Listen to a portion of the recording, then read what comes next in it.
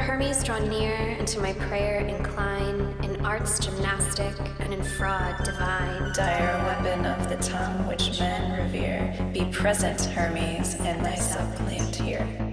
Welcome to Third Eye Bind, Episode 10, Spiritual Scammers. Thank you for supporting the show by subscribing, rating, and sharing. Please join us at patreon.com/thirdEyeBind. Hi, I'm Laura. And I'm Kaitlyn. And welcome to Third Eye Bind. In this episode, we are talking about psychic scammers. Is it spiritual scammers? Spiritual, God damn it. We're going to start again. Let's do it again. That's all right. Just because I think he's already good looking out. Done it.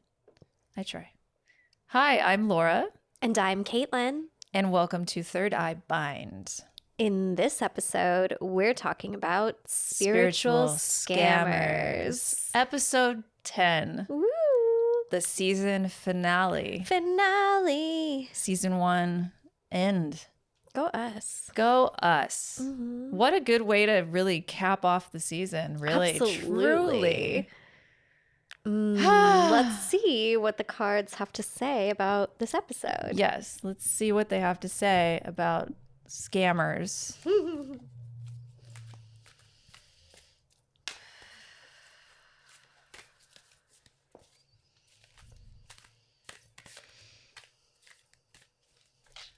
Shuffle it again. Okay. That's it. No. Sometimes it's extra tingly. I pulled the Wheel of Fortune, and this is actually the first time that one of the cards has come out reversed, which is interesting to me because last episode we talked a little bit about reversals and how sometimes they mean something and sometimes they don't.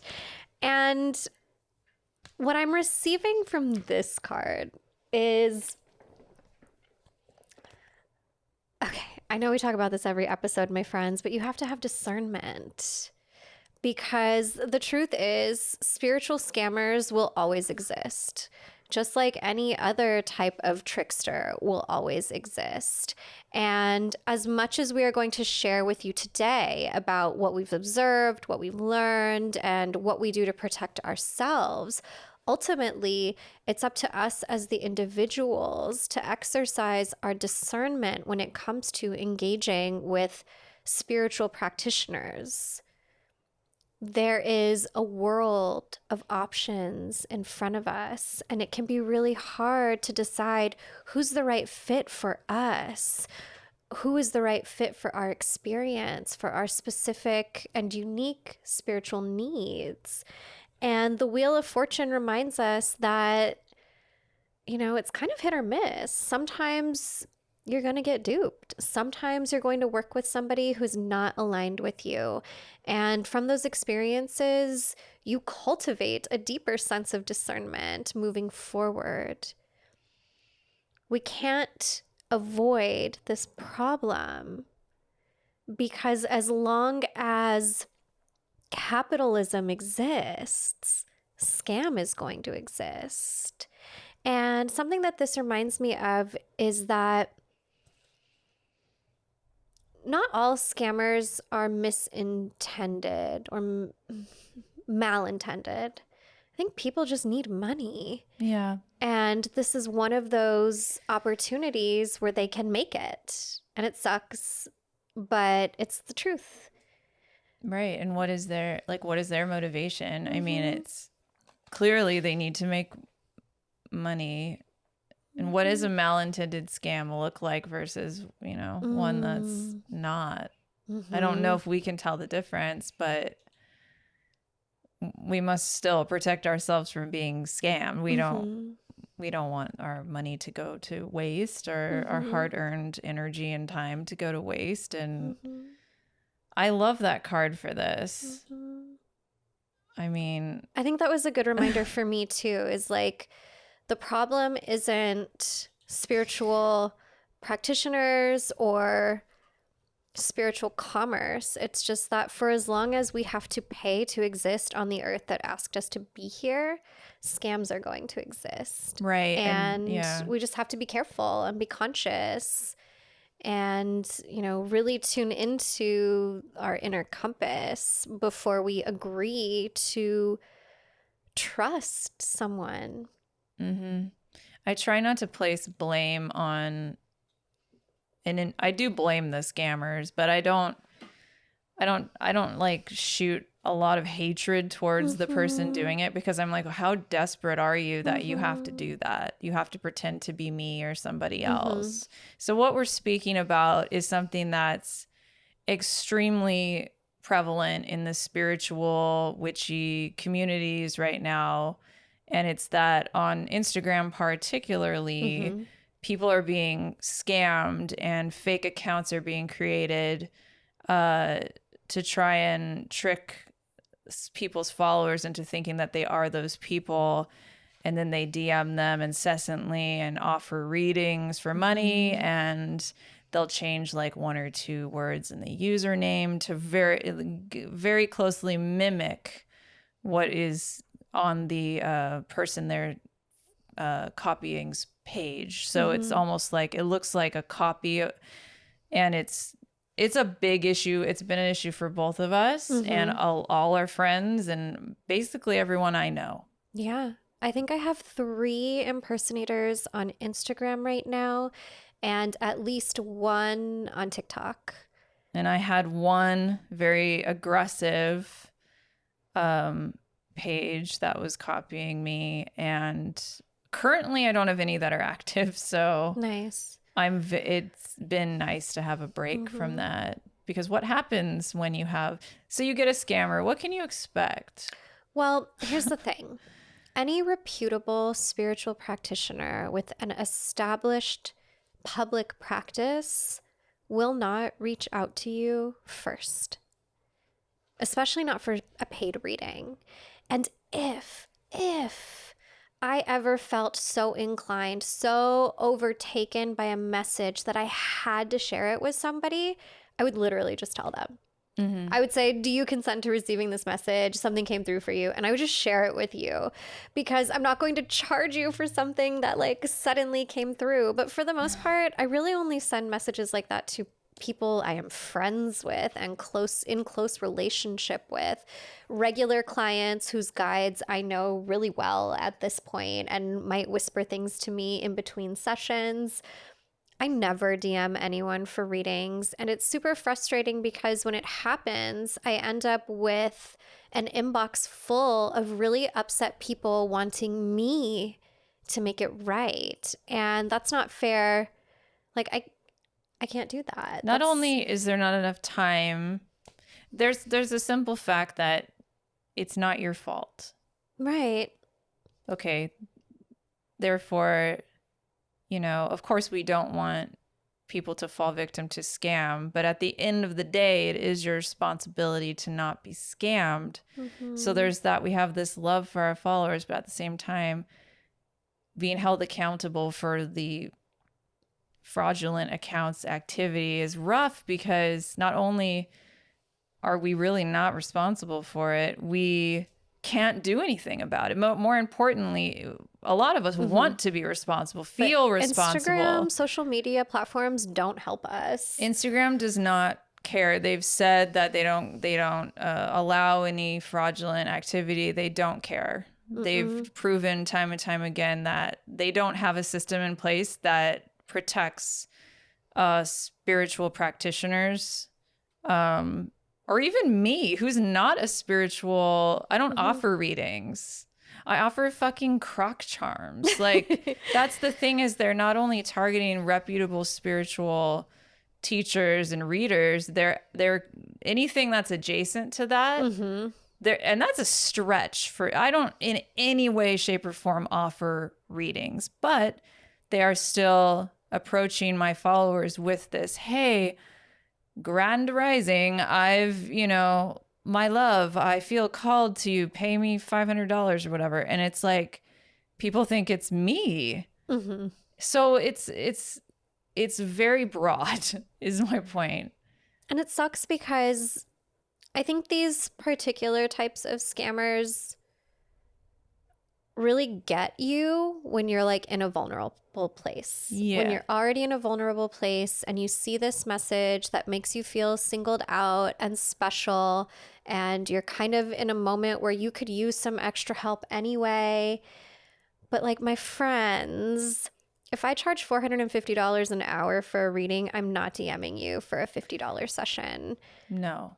It's just not going to happen. And I think it's really important that if someone does message you and you think you want to work with them, do a Google, Yes. do a good search Search figure who you out. follow. And if that account name is not there, they're not the person. The thing about these scammers is they're taking advantage of your quick attention span. So when we Totally. read, we just assume a lot about things when we look at it, right? As humans, and as especially humans in this lifetime, in this Yeah. time.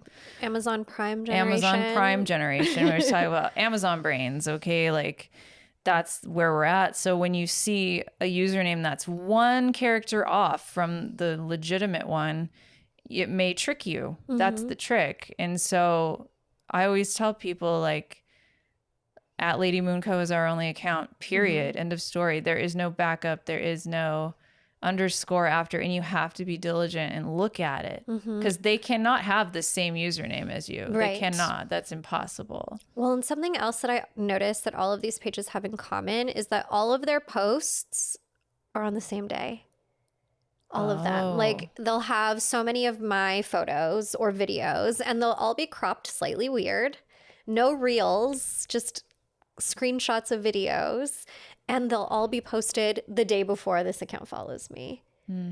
Or like when other psychic scammer pages follow me, all of the pictures are posted on the same date. Wow.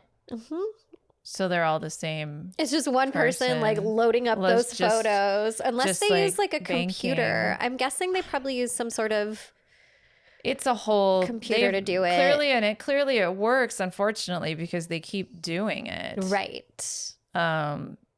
So this may all sound like we're being assholes about, it's on you, but we say that because we're not corporations. We're a lot of these people that are being mimicked are individual business owners, like I'm Lady Moonco. Just me. So the mental capacity of the things we have to deal with when we have angry people saying, you have a scammer. We have people saying, you have a scammer. Did you know that? Yes, it's on my homepage that you didn't look to see before you messaged me. And it's like, they mean well, but it's just this extra. And people, when they get DM'd with, a questionable thing, will of course immediately be like, hey, blah, blah, blah. But when I see that, like somebody like Allie, like my best friend, like messaged me about an account that was one of your scammers, and Yeah. I didn't tell you about it. Do you know why? Thank you for not. Because why would I tell you when you already know? And it was probably when you already knew about, and I don't want to load your brain with that shit. It's Because I know what it's like, and it's taxing. overwhelming. It really is overwhelming to have so many disturbing. people upset and reaching out. And I think the most frustrating thing for me is that I've noticed that Sorry, I most- just told you no. No, that's it's relevant to I the just content. realized I just fucking told you. I think the most frustrating thing for me is usually the people who are messaging me aren't my actual followers. They're people who have never followed me. They're people who have never booked a session with me. And it feels really confusing to have strangers suddenly upset with me and trying to engage with me over something that I have no control over. I like turned off my DM requests from people who don't follow me at this point because I just couldn't manage it. And I work so hard to create psychically protected spaces for myself as an individual, for the clients I actually am of service of. I can't hold space for the hundreds of people in my DMs who are messaging me about an impersonator account. I just can't do it. I don't have the capacity. No. And it's even goes further than that. For some people have just turned off their Instagram completely. I've done it a few times because it was just too, honestly, it makes me uncomfortable to know that someone's using my face. It makes me really uncomfortable. And Yeah. I've had a few different times where I've just had to deactivate my Instagram for a while because it was messing with my head thinking about somebody using my name and my image to Con people. to cause harm, whether it's intentional or not. Like, that's what's happening, because people who are saying yes to a psychic in their DMs are people who are already in a vulnerable state. Yeah. Typically, I'm not saying everybody, but often. So that part's, it's a bummer. And the best advice I can give you is that if somebody DMs you offering a reading that you have to pay for, just block them. Block and report them. Just block them. That's all you have to do. Report it if you want to. If you want to. Yeah. It's not really going to do anything. It's not going to do anything. So just block them. Unfortunately. That's what I do. Every time I get a psychic scammer from one of my colleagues, I immediately block it, and That's then I what I don't do. think about it again. Yeah, it's important to block. Just block. Yeah. Check the person that they're scamming's homepage of Instagram to see if they've mentioned it. It's very clear. There's red X's on our profile that says Lady Moon Co. is our only account. Then there's a highlight that says scammers, and then I list the known scammers. I have noticed that sometimes when they copy your bio, they even copy that part, though, that says don't DM. This is my only account. Yeah, and someone did that And to yet me. they're DMing, and it's like, this doesn't make sense. And they'll say, at Lady Moon Co. is my backup. And I wanted to kick them in the there's no backup. face. Saying I was their backup. I'm like, okay, fuckers. The one with like 46K. The Not that that's disrespect. I have a nice amount of followers. Okay, I like that number. It's good. But like versus someone that's got like 500, like I'm not the backup account. Another thing it does too is it can poison the well of your business almost, because people get sick of hearing about how you have issues with scammers. And it's like so repetitive that, there's some people that I've had to like mute because I love that I have had to mute just because I'm like, I don't want to hear about your scammers right now Anymore. And it's not their fault and they need to do it, but it's just like, it's okay. It's just like, it's not their fault and they need to do it. It's just, It sucks it's that we have tiring to. it's triggering to see. And then it kind of, you know what I mean? It kind of poisons the well of your brand a little bit, because it's like, who wants that monkey on their back? This definitely isn't a new thing, though. No. Because I remember when I was a kid going to the mall and psychics would come up to you in the food court. Really? Psychic scammers. Ooh. And like offer you readings in the food court. And then be like, well, there's an ATM over there. There's an ATM over there. And it's like, you can't leave me a card with your phone number. Yeah. When I worked at the Beverly Center, there was this one psychic who would follow you to your car. Wow. So it's not unheard of. No, it's been happening for a long time. And now long it's time. just evolved with the platform that we're all existing in avatar form on. Yeah, it's changed with the times, but this goes back to as far as this profession has existed. I mean, Literally. there are charlatans and fakes, and the thing about it that sucks is that being a psychic or a medium or whatever, it's hard enough to get people to take you seriously, I think. And so to have hustlers and fakes sort of permeating that and trying to get in there, it doesn't help the image. Doesn't feel good. It doesn't feel good. It doesn't help the legitimacy of those types of work. Truly, like, this is a historically persecuted practice. People were killed that were Romani people are still targeted in Europe for fortune telling. yeah. I mean, I've had my own family members say horrible things to me about being a fraud and a scammer. Right. Fuck you. Right. So And hang up on it. So they're not calling today. So it makes it makes legitimizing the good work that so many of us are doing all that much harder. We can't get credit card processors to accept our accounts. It's a struggle to file our taxes and file ourselves as legitimate businesses when we're trying to support ourselves with this work. And these types of scams just continue to make it that much more difficult.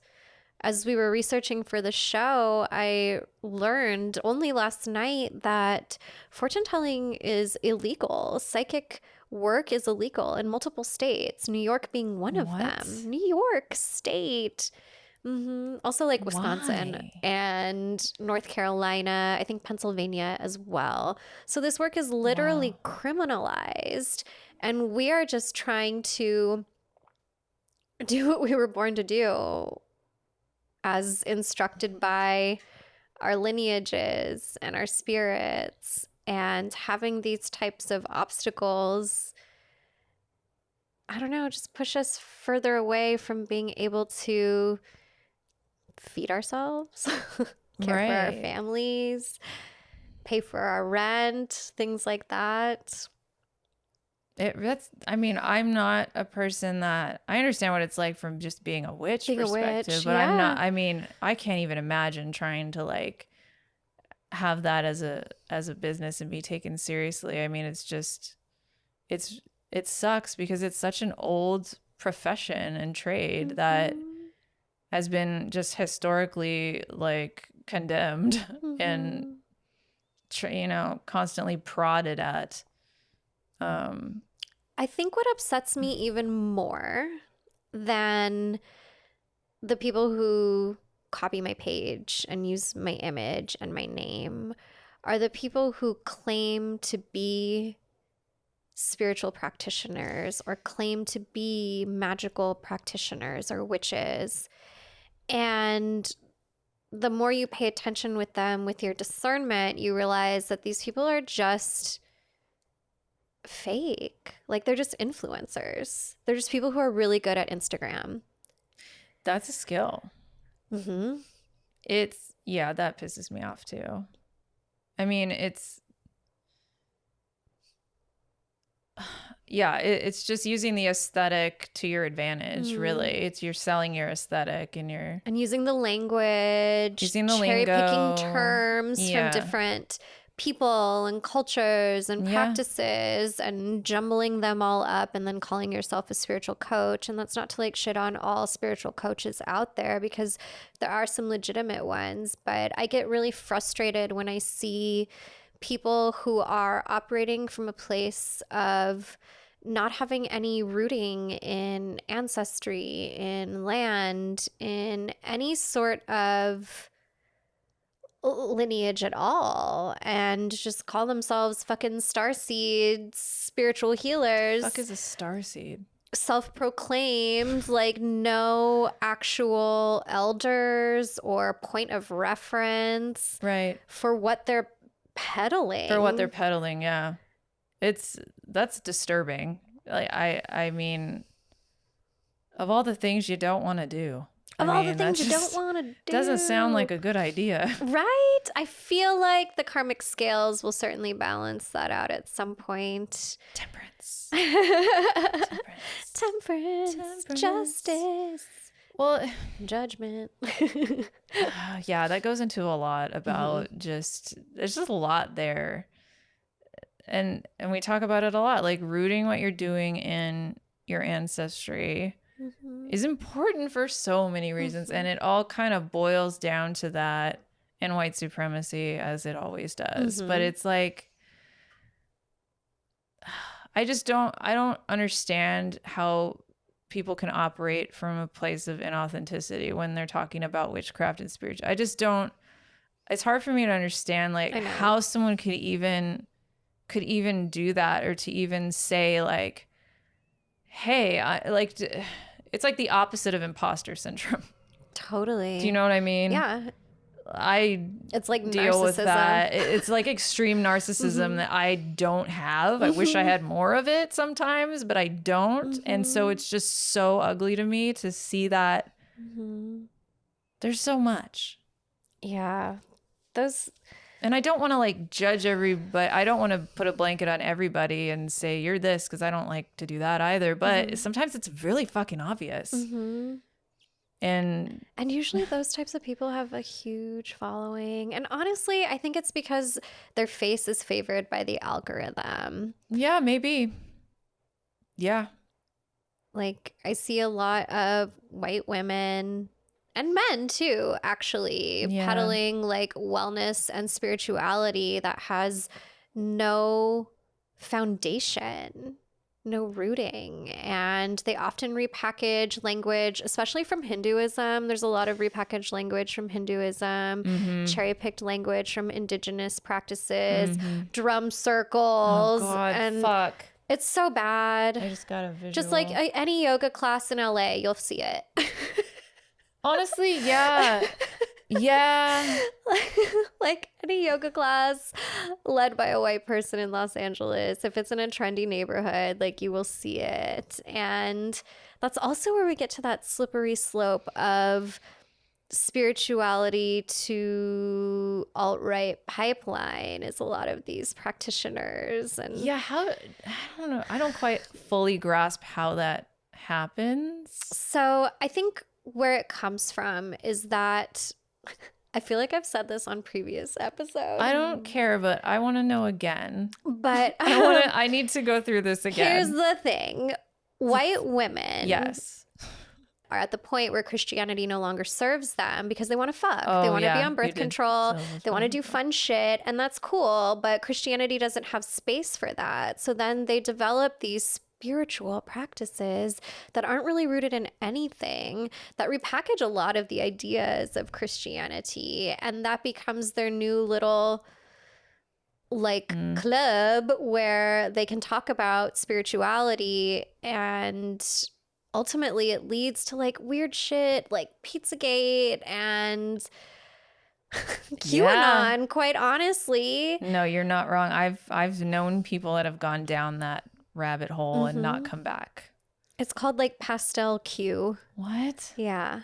It's called Pastel Q because it's all I'm learning a lot right now. It's put in like cool graphics Oh God. and like appealing colors. That's and really nice dangerous. fonts. Yeah. Again, aesthetic as the terms to entrap. Aesthetics to entrap. Yes, without actual substance. You're behind absolutely them. right. It's like let's take. We want to be cool and different and fun. So let's just take all these like Buddhist terms and That's interesting. that's so, yeah. Oh, it's so cringy. Like I can't even like. The one I'm seeing a lot of right now is like the repackaging of divine feminine and divine masculine, which are terms taken from Hinduism. And they're basically just using these terms to talk about typical puritanical Christian roles of men and women. Which is not at all what that means. No, it's not about that at all. And like that's how they're using these terms. And so like people who also don't have rooting in ancestry, because that's what America does. It erases your history and your culture so that you pledge allegiance to the flag. And like those are the type of people that can fall for it easily. Because it's something and it has meaning and they want that in their lives. And like, raise your hand if you've been personally harmed by Christianity. So seeing some sort of other option seems better than what you've been dealing with before. And so they get sucked into these spaces. And that's where you see a lot of like love bombing and, the twin flame things we talked about. The twin flame thing, you see it a lot in those spaces. Right. Just really toxic It's kind of lost. Toxic positivity, toxic spirituality. It's all sort of there because what these people don't want to do is the work to understand the whole of that energy. It's just like the love and light all crowd. Good. It's all love and light. We're gonna have mimosas. Like we're gonna, but don't hex any but hex. No, I don't do that. Like love and light. It's just very Or like dismissive. That's the don't word. critique me because that's coming from a negative space and Yeah. you're the one who has a problem. Yeah. You need to raise your vibration. Yeah. Like that, it's a lot of that. It's a lot of that. Yeah. Oh God, that's so. It makes me really uncomfortable. Ooh, it's the Because I don't see that all the time. I feel like you see that more because you're professional at what you do. And like maybe, I mean, I do notice it, but it's like, it's almost like I'm in a room of these people. And then when I talk about these things, sometimes it's like I'm at a party and then you talk, we have conversations and then I'm like, oh, fuck. They're here. I'm like, they're all fucking around me. And I'm like, I need to get out of this party. I mean, I'm not in the party. In my fake party in my head. But it's just like, oh shit. And then you notice like, I'm in the that's wrong room. fucked up. This is not cool.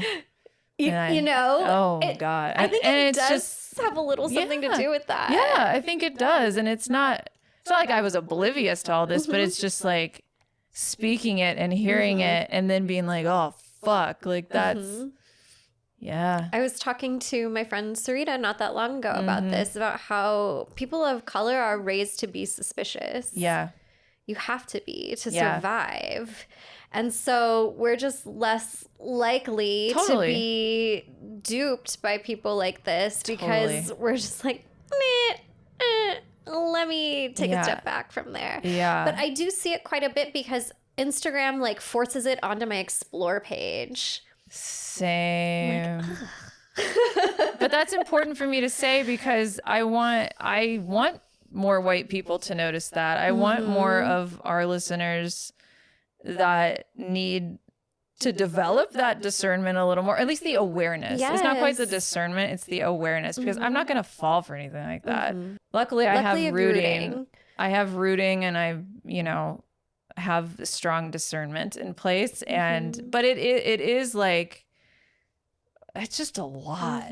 But if like you're new in a spiritual practice or you've recently experienced if you're vulnerable trauma, if in any way you are in a vulnerable place, these people feel very welcoming and very inviting, very smiley, very and, smiley. Come to my party. Whereas like I'm over here with like a red light talking about Lucifer, and it's like that bitch scares me. Yeah, like.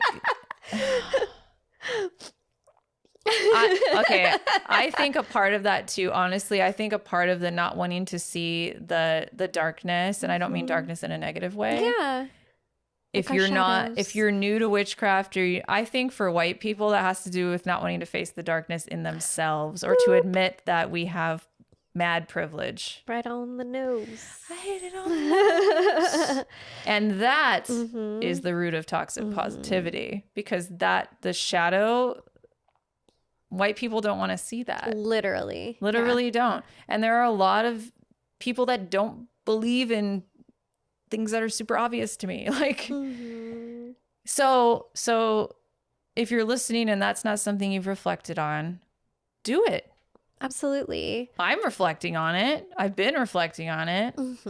This is... Me too. Like I have shitty ancestors. I have some fucked up ancestors in my like recent bloodline. And in order to know myself and know what dangerous things I'm fucking capable of, I have to see those things. And I'm not saying you need to you don't need to traumatize yourself. You don't need to relive your trauma. And a lot of these spiritual scammers like make money by doing that, by forcing people to relive and recount their trauma over and over again, and it builds this weird dependency thing.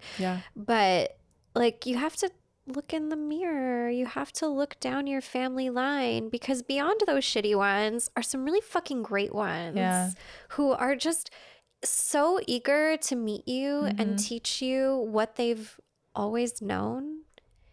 And you have to sort through the mess to get to the spirit candy, to get to the good stuff. Truly, it's a journey that I hope the past few years, at the very least, have helped you reflect on the way that you speak and think and empathize and just exist, and the things that are in our country that have been done by white people. It's fucking irreprehensibly like damaged, and just I don't want to say it's a lot, but it's something that needs to be done to get to that level where you can not fall for the, Fall to for the not fall for trap. the traps, Yeah. because these people are smart. Yeah. That's the thing. Calculating. They're smart, they're powerful, they're privileged, and they're calculating. And I mean, I'm very weary of white spiritual practitioners, like, quite frankly. Yeah. I don't have a lot of people I put on pedestals. I think that's dangerous in general. Oh, yeah. Truly not something I do. Rarely do I do that. And if I do that, honestly, they're Black and brown people that I can learn in a healthy way from and respect. Because I want to hear those voices being amplified. I don't want to really hear what love and light people have to say. I want to, Even as like a legitimate spiritual practitioner, I get excuse me, I get really nervous when my clients like me too much or get like too dependent. I've like made a stipulation where like I won't see you until 3 months from now. Whoa. Unless I'm working with you as a mentee. If you're my mentee, then I will see you once a month and we'll be in contact. But like my regular clients, you need a break because I can't be your altar. I am not a priest. I am not the one who holds the keys to your kingdom. You are. And my job is to show you that you are. My job is to assist you and give you the tools, the techniques, the education, and some really fucking groovy channels from the spirits so that you can feel empowered to walk your own path, to cultivate your own identity, to develop your own discernment and truth. And any spiritual practitioner who makes you feel like you need them is someone to be wary of. Like I don't want to be on a pedestal. I want you to trust yourself. That is the goal of my work, that you trust yourself. And if I'm not doing that for you, then I'm not the right practitioner for you. Right. And I've even like told clients like you need a break. That's why I came up with that like 3-month stipulation thing, because I'm like I can't be your access to God. I can't be your access to magic. I can introduce you. I can be your guide. I can show you where the path is with my little hermit's lamp. But like you have to walk it. Yeah. And I think those who have come from organized religion might have a problem with that at first. Absolutely. Like truly being like, oh, what? I have the power? Like it's up to me?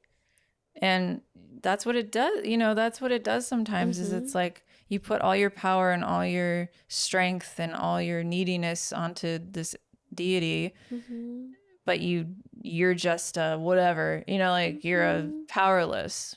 And then I understand why they would be like, but I need you. Yeah.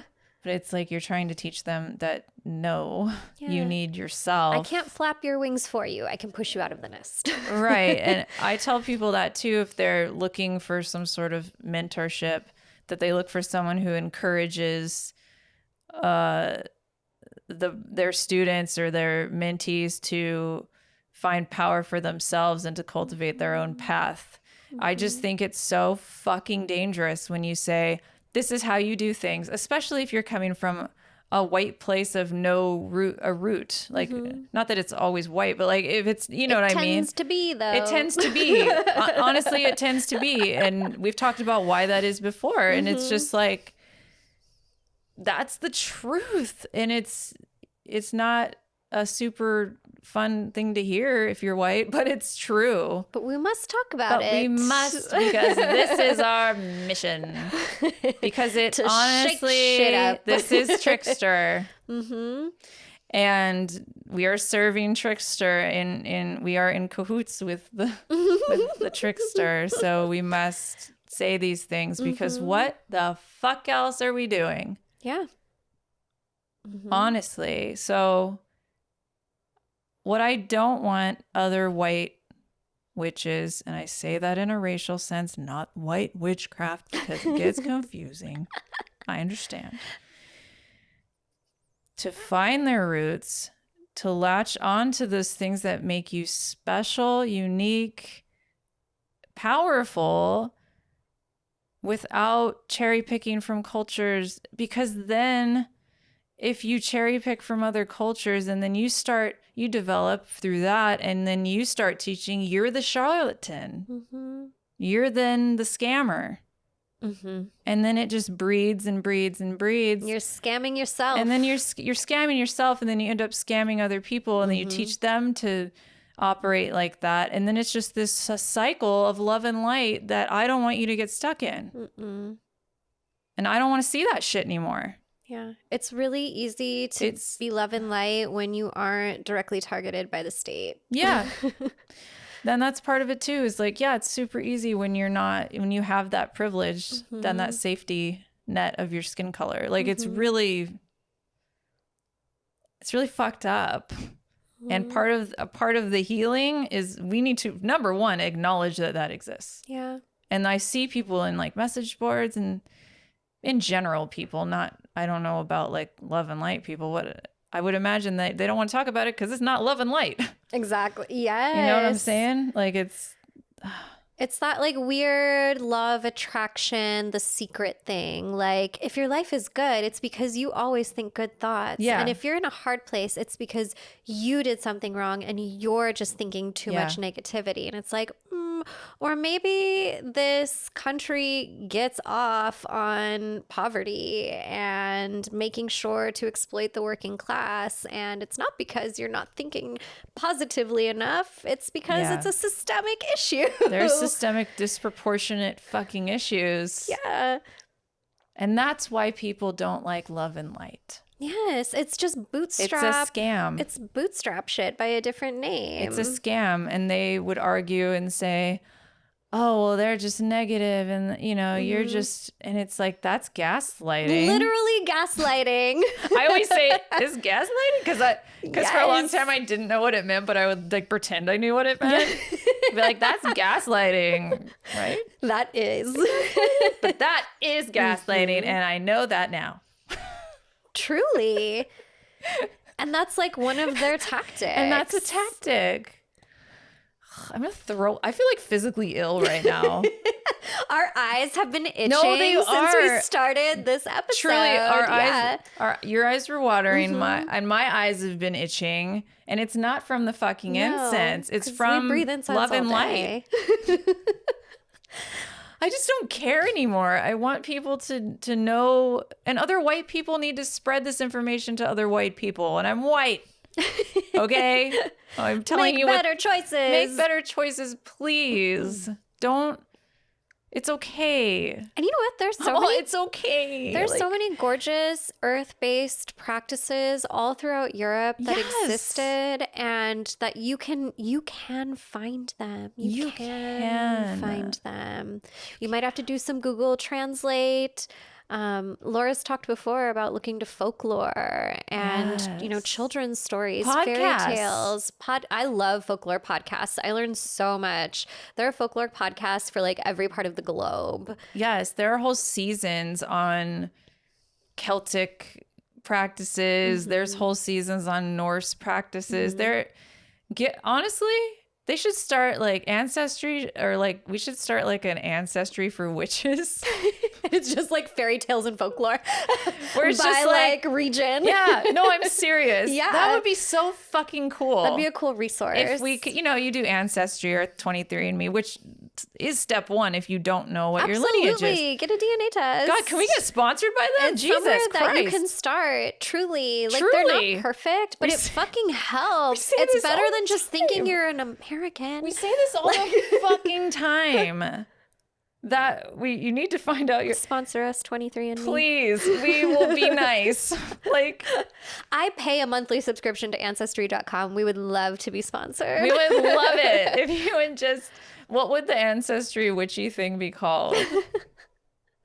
I don't know. I don't know yet, but if you have a suggestion, let us know or comment below. I've always wanted to say that.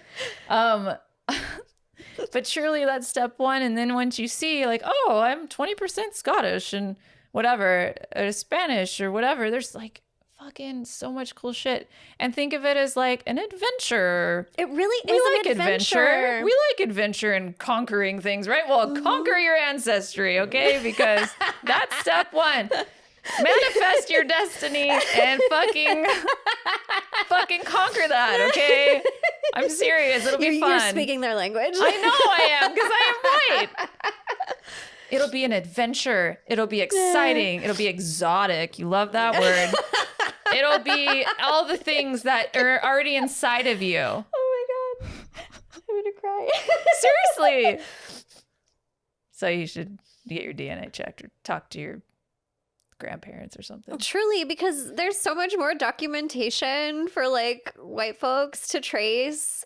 There's way more That's the sad part. logs There's and a lot. there's so many things that you could follow, draft cards, censuses.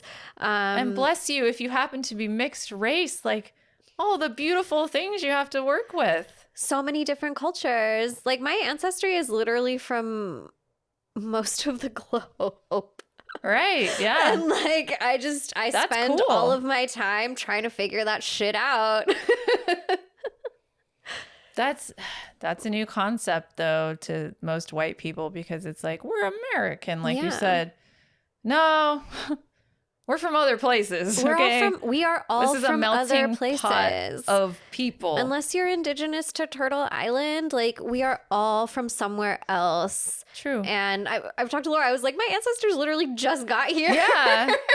And I'm like, I'm scared to see what mine did a while ago, but I'm gonna say what's up to those people and skip on back to fucking Scotland, because I don't even want to know. Like your authenticity is in your ancestry and your power is in your authenticity. And if you desire to be a spiritual practitioner, if you feel like you were called to that role, like figure out how those who came before you did it first, because that's how we learn. That's how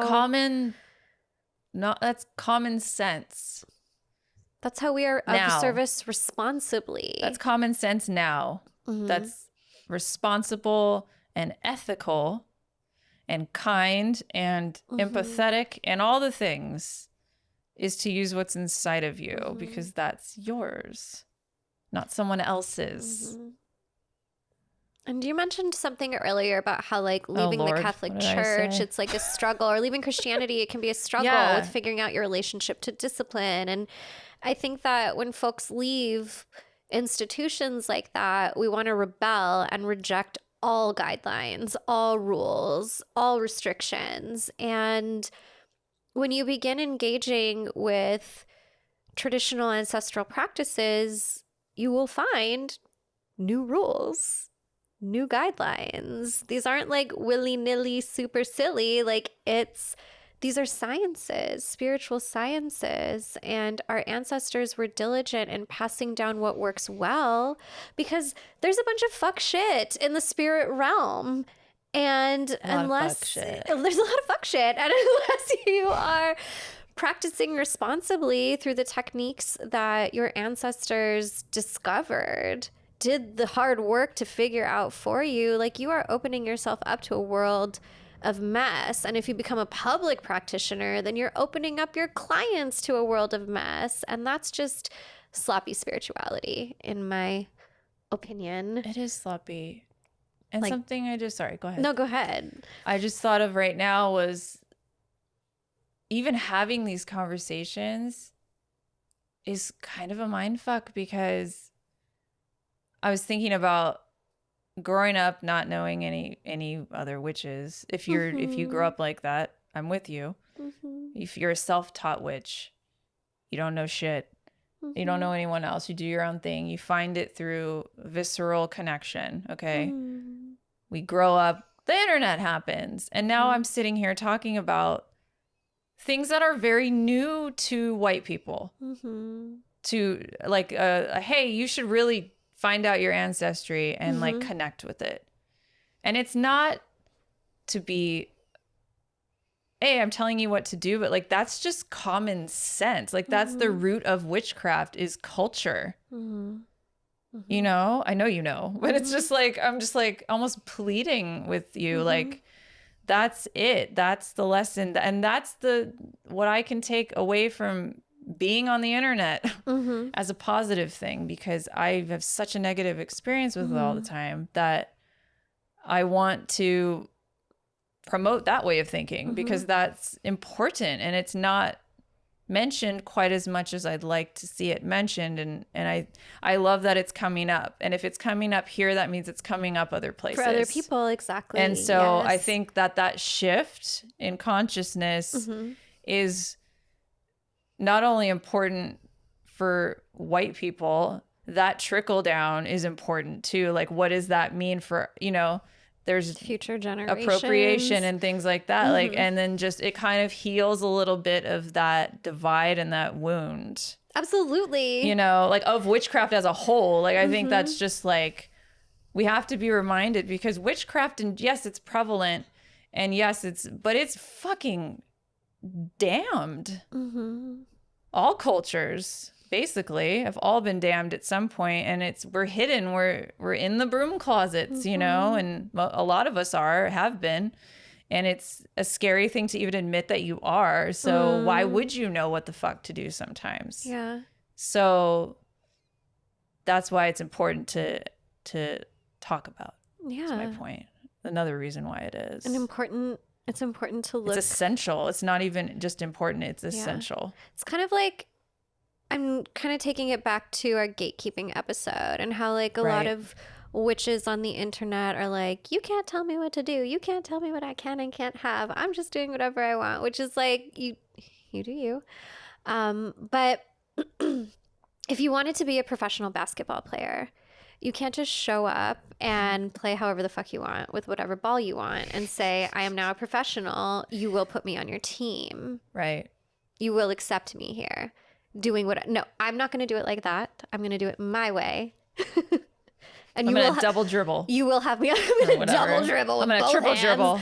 And like a dodgeball instead of a basketball. And I'm going to wear shoes that scuff the court because I don't give a fuck. I wear soccer shoes. And each time I make it in the hoop, it's 1,000 points. Like, 1,000 no, points. like it's that divine emperor energy. Like, guidelines, rules exist for a reason. They exist for a reason. And when we turn to those who came before us, especially those who came before us before the Catholic Church, that's when we're able to find those guidelines. They're not meant to restrict us. They're meant to ground us, to give us the support that we need so that we can feel free in our exploration of magic and the spirit realms and the realm of earth. There are universal guidelines, and that's one of them. And then there are things like eclectic witchcraft, where I've seen it get a little twisted. You're eclectic in your methods. You're not eclectic in the cultures that you get to pick from. When I say I'm an eclectic witch, I say, oh, I dabble in kitchen witchery. I dabble in sea witchery. I can mix those two things. I don't just have to choose one. That's more of ritual and perspective. I think they really needed this. People need this clarification. Yes, because eclectic witchcraft does not mean, oh, I'm smudging, or I'm, but also I'm doing XYZ, or I don't even know I'm right also now. I'm like working with the Buddha, and I'm also and Hecate, and it's like you got to get. It's some like, of these deities don't even want to be on the same altar together. No, what are you doing? and if it's not your heritage to use, then that's not what eclectic witchcraft is. Period. End of story. That's more, once you've established that, what you do within your own practice is your business, as long as it's rooted. That's it. There is no up for discussion with that, like, truly. And I don't say that a lot because I'm a Gemini, and I'm very like, I see the other side of this. I see, but I'm fucking done with that shit. Like, honestly, it's not it's really getting out of hand. It is getting out of hand. And I think like that's the real spiritual scam that's out there. And that is truly, look, like all people these who fake are accounts. hustling, using my pictures, I'm really not Yeah. mad at you. I'm more Yeah. annoyed with like the inundation in my inbox of messages, but I'm really not mad at the people who No. use my pictures. Me neither. But it's this other realm of spiritual scammery where people are really presenting themselves as fucking authorities In things that they are not. while making a chaotic mess. It is chaotic, and yeah, it's a touchy subject, It's a touchy subject. but it's one that's you gotta do it. It's just to keep all of this in mind, because it's just good practice. Mhm. Being a good human, it's being a good witch. And ultimately, like, we are all here, earthlings, to be stewards of the earth. And we learn how to be stewards of the earth by listening to the land and the spirits of the land. And witchcraft is a vehicle that can teach us how to do these things. Mm-hmm. And if you're ignoring all of the sacred science behind it, if you're ignoring your ancestry, if you're ignoring history, and just making stuff up out of thin air. If you're ignoring your ancestry for aesthetic purposes, what the fuck are you doing? You're not being in service to planet Because Earth. that's what's popular is sage. I know. What are you doing? What are you doing? That's Still what you burning white see. sage. What are you doing? Spread this knowledge. If you hear this, please, other white people tell other white witches. Other white witches tell other white. Like, spread it around in whatever way, because sometimes white people don't want to hear that they're wrong or that they can't have something. So just get that message out, please, because this has come up in almost every episode that we've done unintentionally. Literally not what we set out to do. This is not we don't have an agenda. We have no agenda. This is an altar to Hermes, and this is what's coming up. Rooted in our practices. Rooted and in our practices. spirits. Yeah. Coming together. It's like, what the fuck? And it's I love it because I feel very much this is just very important. Or else what are we doing here, sitting here talking about spells? We're just, Our favorite spells are without any context or anything, which we could do. we could. But even that, that's why I don't like sharing like spells and rituals on Instagram, because I'm like, I can show you how I did it, but unless you understand the context of all that went into this small glimpse of the whole practice, like you're not really learning from me. Right. And also you have such a deep cultural understanding behind your practice that that's a lot of it. And if they aren't you, then they're not really gonna Yeah, I can't explain it in replicate it. 15 seconds. I cannot. Right. No. And when I offer like, hey, this is a ritual I made up, it's because that's a part of my magical practice. But I don't say, hey, here's who you should work with. It's like the bones. It's the bone. It's the fun bones of a ritual. It's the skeleton of a ritual. It's not the meat and the heart of it. No, you give people like the tools, Yes. and that's cool. Yeah. It's just an idea that you can run with. But yeah. Also, Damn. yeah, fuck. What a way to end season We one, thought huh? we were just gonna talk about like people Woo. copying our pictures, but here we Woo. are talking about the real scammers of the spiritual Truly. world. Just watch out No for regrets those here. witchfluencers. Have these conversations with people that you're friends with, like other witches. Like, talk to each other. That's and make how... sure you're having them with yourself. Yeah. Because Yeah. I talk to myself about this shit all the time. Me too. And it's important. It's really, yeah. Because ultimately, like, my understanding of witchcraft is that it leads us to living in communion with our planet. And it is inherently radical. Mm-hmm. It is inherently radical. And if you're just perpetuating the same white supremacist bullshit of bypassing, then is it really witchcraft? I don't know. Is it love and light? Or Is it just is pretend? it just pretend? Fuck. Yeah. Damn. I'm so full.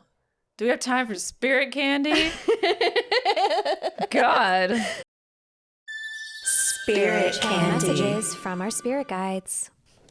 So I have a channeled message from Lily? I like Lily. this is from Celia, Oh, Celia. who comes with Lily sometimes. They're both revolutionaries. I was going to talk a little bit about which revolution, but they told me not to. So you can guess.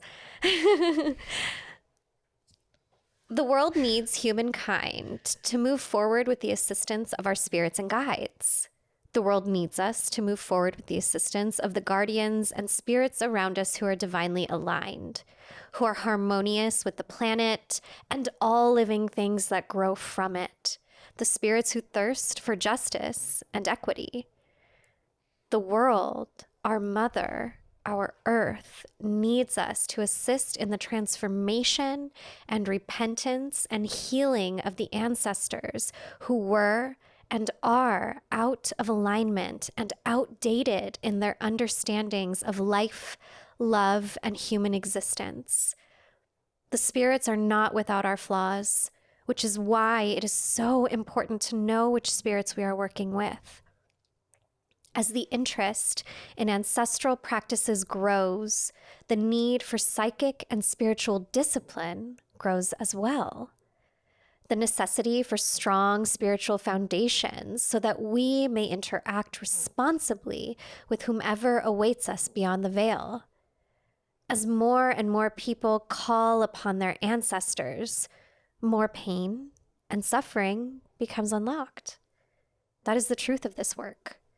In opening the doors to the spirits, we open the doors to witnessing many of the atrocities inflicted upon or by our ancestors.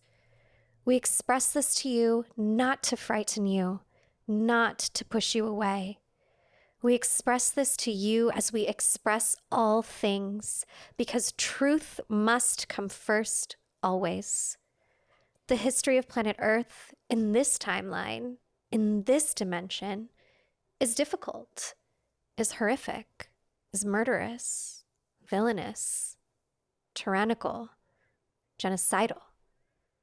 But it is also beautiful, purposeful, intentional, delicate, graceful, and loving. For much of history, humanity lived in great communion with the spirits of all living beings, when the understandings of sentience, consciousness, compassion, and community were the way. We cannot have courage without fear. We cannot have joy without pain.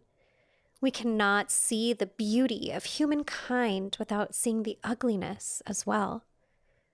The white supremacy has great strength amongst the living as well as in the realm of spirit.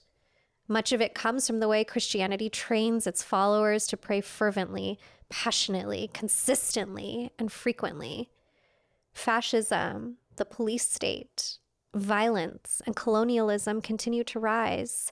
The prayers of the followers of the oppressive false gods pour power into that rise.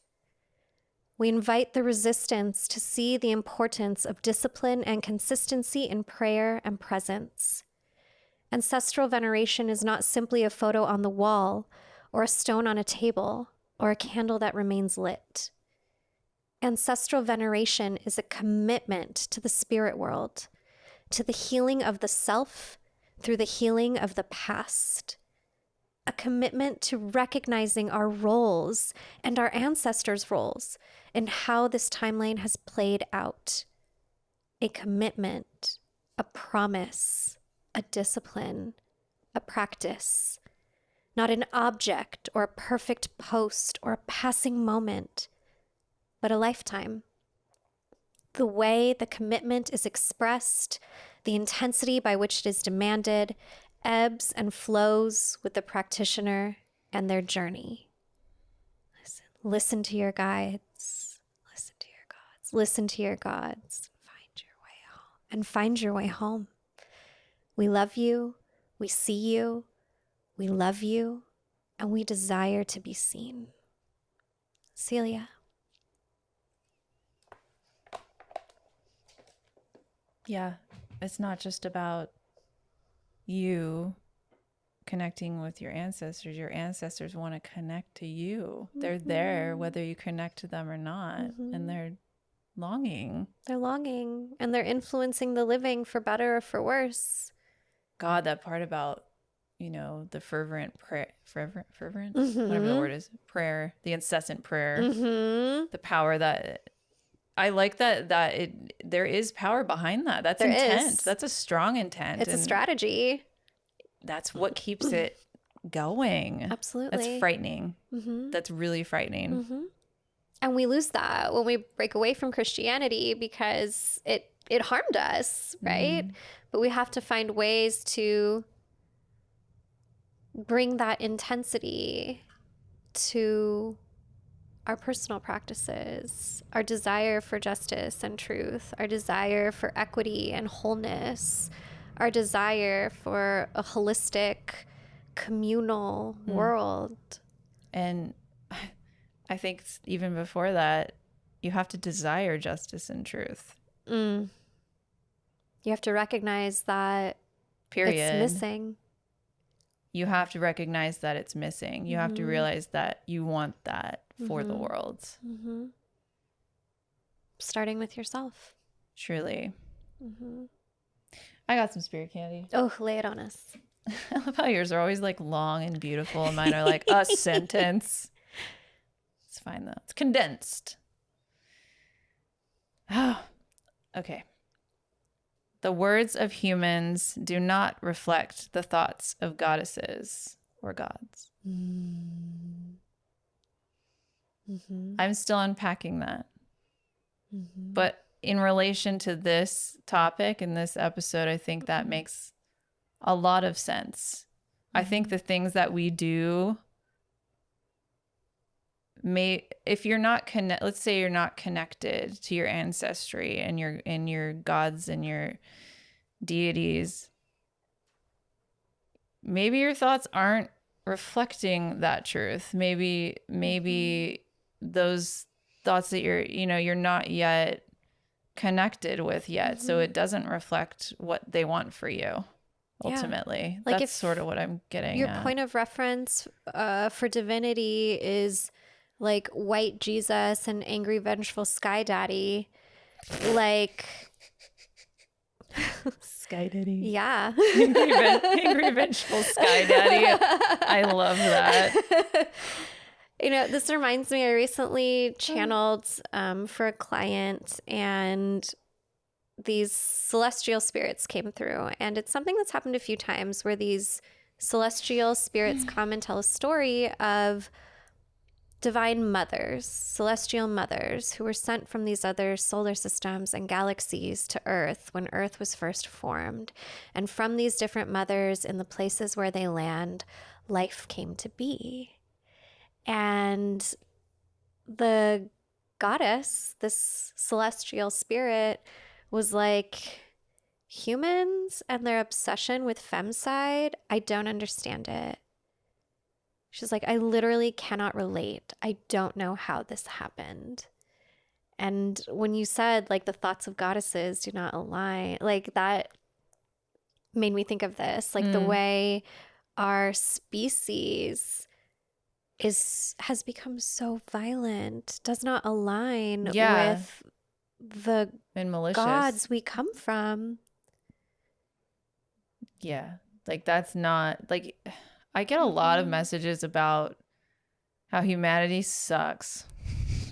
They're like, how did this happen? I literally do. A lot of it is like, and it's not like telling me I suck, but it's saying like, tell them to not trust, don't trust the living. Like, Truly. Don't trust so easily. And this is totally relevant. Don't give away to your this power to episode. the living. Don't give away your power to charlatans and frauds and scammers and these. I'm sorry, I just get like really I get upset because it's just there's so much like healing to be done that it's And I've mentioned this on previous episodes, but when we channel spirit, like we channel through the lens of our own experience. And if your experience is gaslighting the reality of what existing in this timeline looks like for the last at least a couple thousand years, right? Because humankind lived for a millennia before imperialism started.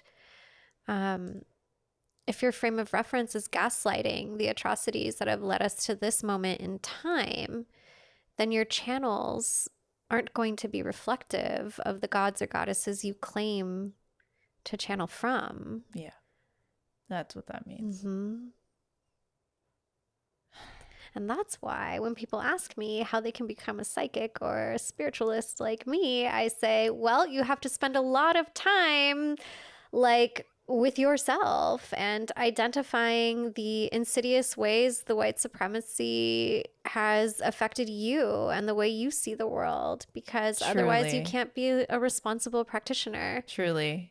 You truly can't. And you have to peel back those calluses. And hopefully that's something that you've already started to do. And I mean, in the past few years, that's just been a huge thing for me and hopefully other white people. Man, it's just so important. Like, I can't even right now. I know. That's how we heal the earth. Yeah, that's how we heal. Let go of your ego. If you're feeling offended by this, or you want to turn this off and you don't like us anymore, book you don't a reading like me with anymore, me instead. book a reading. Let go of your ego.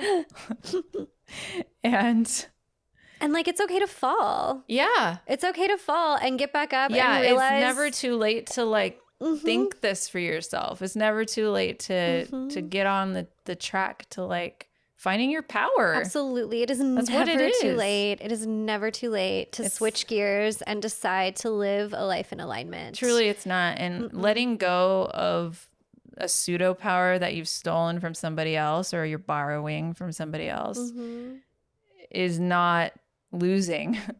You're gaining your true power. Yes. Like, you're gaining power, white people. Like, that's what we like, right? Like conquering and the things. Conquer your own power. I'm just kidding, but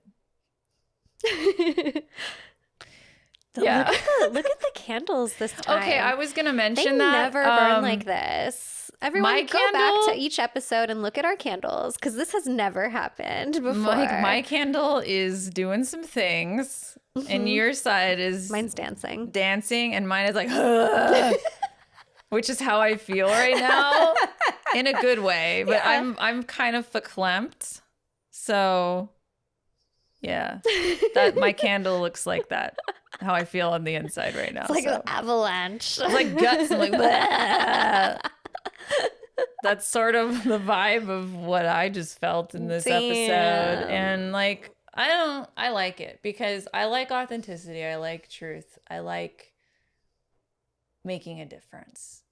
Me too. Not for egotistical reasons, but this is happy 10th episode. Happy 10th episode. Let's hold hands, because honestly, what I was feeling before we did this series, this podcast, was a lot of like, what am I doing with my life? I love my business, but like, I want to offer something else. And this just came about so organically. It really did. And yeah, I guess it's our 10th episode. We could talk about how we sort of got here. But yeah, you were sitting in my dining room. Yeah. I hadn't seen you. I've known you for maybe 5 years. I guess so. About 5 years. I think so. Yeah, I think so. Wait, I did Wild Riot in 2017. Yes, that's when I started Lady Moon Co. That's weird. 5 years. So I started my business, and you started. That was my first public Right. appearance. And that was my debut. That was my first public appearance. That's weird. So we met at this event. At the El Cid. At the El Cid. Who I am a descendant of. There you go. So we met and liked each other pretty instantly at my candle wax is gonna fall. There it goes.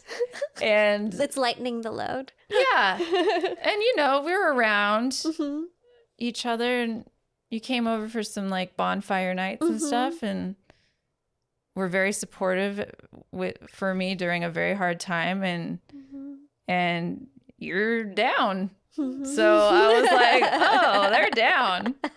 So yeah, I mean that and then I hadn't seen you the whole pandemic, like 2 years. I know. Well, we would chat on Instagram and things, and you know, Insta friends, but real life friends. Oh, we've met up a few times to like eat and stuff, to like eat food and stuff. And and then I went. Oh yeah, I think you were dropping off new decks. The decks. Yeah. So the deck that we pull from almost every episode is the deck that I designed and that Kaitlyn provided Tarot spreads for the booklet. So they're a part of that deck. So I had done the second edition and dropped off decks to their house. And that was we just started talking. A dip in the coronavirus. It was like okay to see people, you know, like one of those times. We were both like, do we take our masks It's off? like, we're Do we okay, take I them think. And then we chatted for like a long while. A long while. As we tend to do, as you can see. And always kind of have a very easy, very like, natural, very odd topics. Always. Very odd, very deep, very things I like talking about. We immediately dive below the surface every time. Yeah. And then like, what even happened? I don't know. I feel like how did we even get here? I think you said like we should do a podcast, and I was like down, and then you were like, no, we should do a podcast. Yeah, and I was like, we should do I think I was thinking about doing one again, and then I was like, I should do it with Kaitlyn because we have such a nice. I don't want to do it with anybody else, and then we both, you know, randomly, as one does.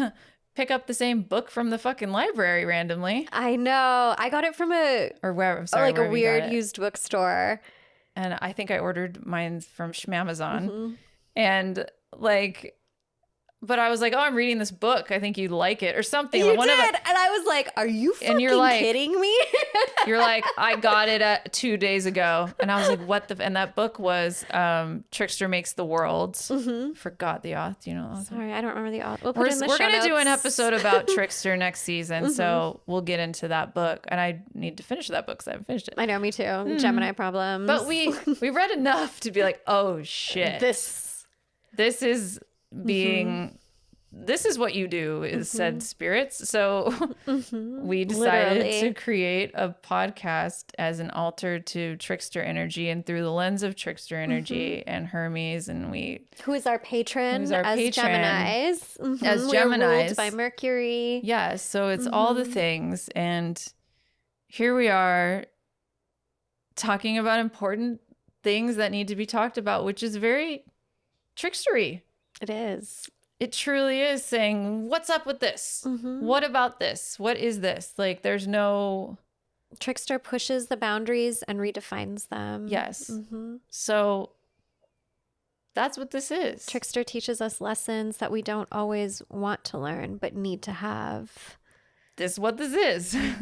So hopefully you've enjoyed this experience. We care deeply about our practices and your practices and witchcraft and spirituality as a whole.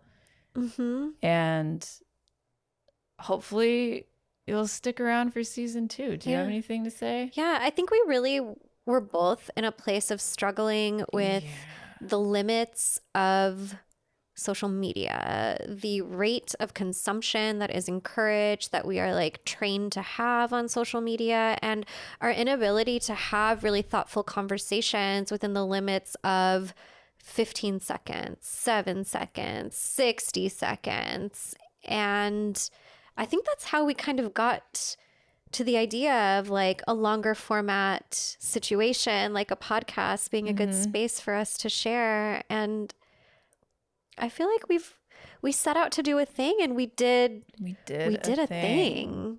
And of course, We my couldn't husband have done. Mike. I was gonna say that I too. know. We could not have done this without Mike. My husband Mike is a brilliant editor, producer, director, everything, musician, and He wrote our music. he wrote the theme song. We're sitting in his studio right now. Thank you for sharing, Mike. You're welcome. Love you guys. Aww. Oh, love you. Love you so much. And Laura designed this gorgeous set. I found these chairs so like easily, and that one I because was it was like, meant to be. Yeah, and when the universe wants you to do something. it really, yeah. I mean, really, it's been a pleasure. It has been a pleasure. It's been a pleasure. Like, we're never doing this again. It's been a pleasure. Why am I sad? Like, we could just make more episodes. I'm literally going to see you in a few minutes. I know. But it is like, it's a Yeah. culmination of something we set out to do, and we fucking did it. And that is it's kind of emotional. I'm a big crier. I'm a Cancer rising, so I fucking love a cry. But And I'll cry maybe my Later Venus after I is in leave. Cancer. Yeah. So, well, to top it off, do we have any questions? I think we do. I Yeah. do. Do you want to read? I will. Read it.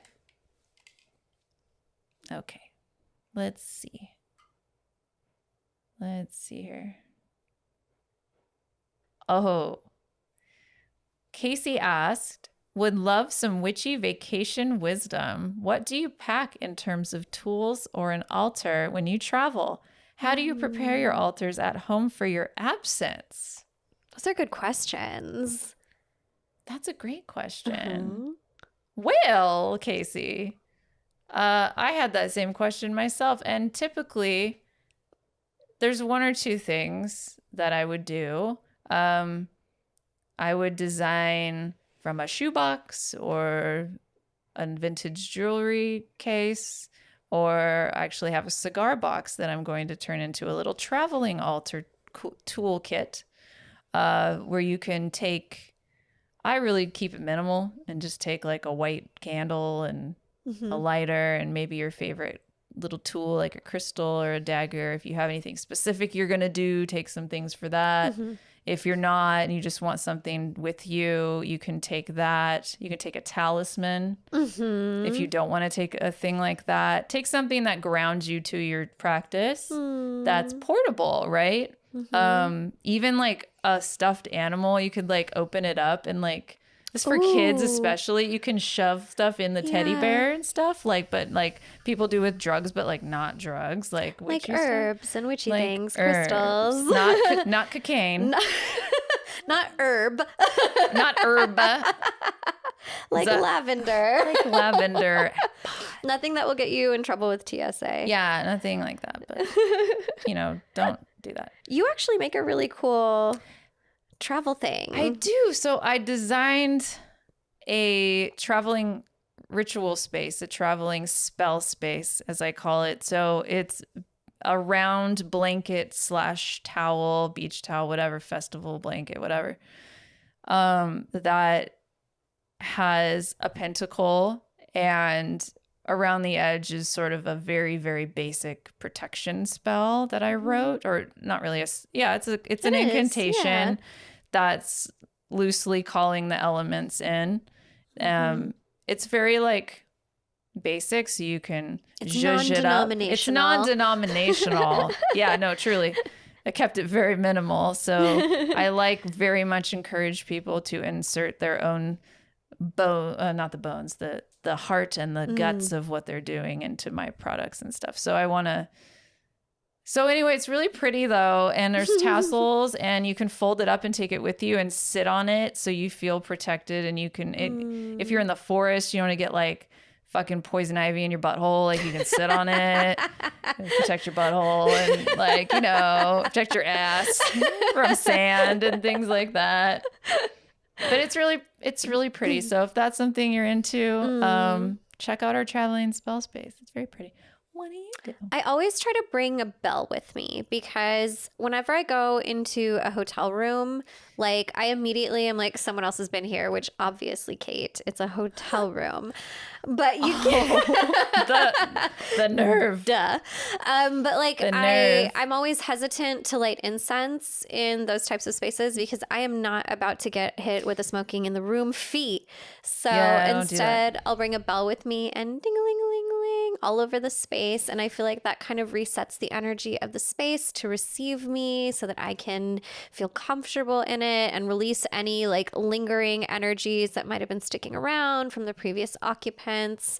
That's something that's really important to me. Like when I don't do that, I won't sleep in a hotel. I'll just be awake the entire night, which is not fun. And usually I'll bring like maybe a candle, some selenite. I try to remember to bring offerings. So a handful of coins, maybe a few cigarettes or small cigars. And wherever I am, I make sure to find a place where it feels good and right and aligned to leave gifts for the spirits of the land that I've traveled to as a thank you for welcoming me and accepting me into their space. I think that's something that's really important for my travel practice. Especially if I revisit a place often too. Like I want those spirits to remember me and know that like I'm here to be of service. I'm grateful for the time here, but I'm also here to be of service. I think it's a sign of respect to do that. Very respectful. And then before I leave the house, I usually just make sure that there are no food offerings on my altar because I was telling Laura earlier, one time it had to have been a fucking crumb that was left, but we came back from a camping trip, one that like I wasn't that excited to go on anyway. So like I'm already in a mood, okay? And it's like 10 o'clock at night. I'm carrying 2 little babies in the house and oh my God, I'm gonna cry thinking about it. Oh man. I look over at my altar and it is covered in ants, like swarming with ants, and I just start bawling because it's against a window and I live in an old apartment in Los Angeles and it's summertime, and it was like a black tablecloth, but it was fucking ants, and I like moved it away from the door. I just started crying. Mike's cracking up, and my husband was like, just I'll take care, just walk away, I'll take care of it. Oh my God. Because I was just fucking hysterical.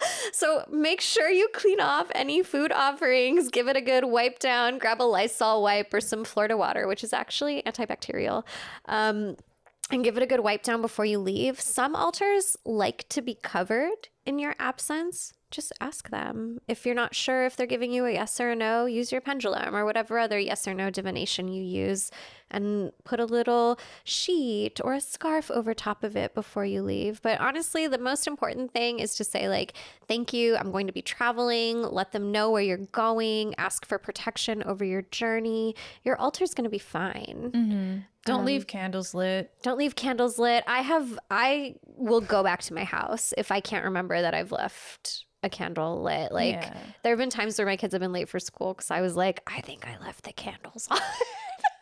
Oh, that's important. I can't. Yes. Keep I like to leave it clean. I like to leave it clean. My house too, honestly. I'm that person. Just make sure your altar's clean and there's nothing that can attract little buggies while you're gone, because that shit fucking sucks when you come back from vacation. That's not cool. And when you return, like, say hi. Yeah. Tell them you're back. Tell them thank you for the protection over your journey and that you missed them and you're happy to be home. Yeah. All great advice. Yeah. I love that. Me too. I love your advice. Thank you, Laura. Thank you. And thank you for tuning in. Thank you for tuning in to the season finale of Third Eye Bind. Be sure to DM us to leave us a voice message on the Third Eye line. We'll play your voice message. So please leave one. It to us. We would love that. We will see you next season. We will see you next season. Thank you so much for tuning in. Oh my gosh. Love and light. Bye. Love and light. Love and light. Love you so much. Bye. Thank you so much for listening. You can follow the podcast at Third Eye Bind Pod on Instagram. There, submit your questions via the Third Eye line by sending us a voice message or text DM. The show is available wherever you listen to podcasts and for you to watch on YouTube. Get early access to episodes and even monthly one-on-one sessions with us by joining our Patreon. Find us at patreon.com/thirdeyebind. Third Eye Bind is produced and edited by Mike Realm. Hosted by Kaitlyn Grania and Laura Wong. Music by Mike Realm. Set design by Laura Wong. You can find Laura on Instagram at Lady Moon Co. And you can find Kaitlyn on Instagram at Spirit Garden Tarot.